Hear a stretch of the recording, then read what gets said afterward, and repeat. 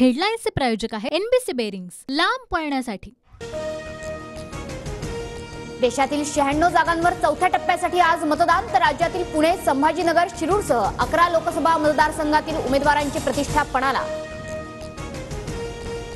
तेलंगणाचे मुख्यमंत्री जगनमोहन रेड्डी, माधवी लता यांच्याकडून मतदान। चौथ्या टप्प्यामध्ये 5 केंद्रीय मंत्री, 2 माजी क्रिकेटपटू निवडणुकीच्या रिंगणात।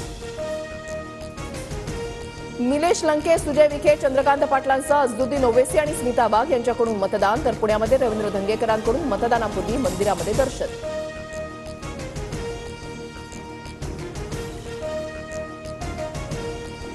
अल्लू अर्जुन, ज्युनियर एनटीआर आणि सुबोध भावेंचं मतदान। देशभरात सकाळपासूनच मतदानासाठी गर्दी।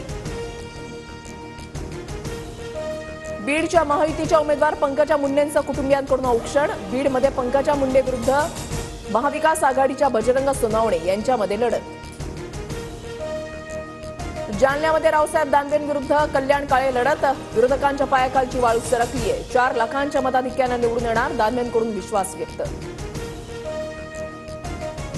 शिरूरमध्ये शिवाजीराव आढळराव पाटलांचा सहकुटुंब मतदान। अमोल कोल्हे आणि महायुतीच्या आढळराव पाटलांमध्ये लढत।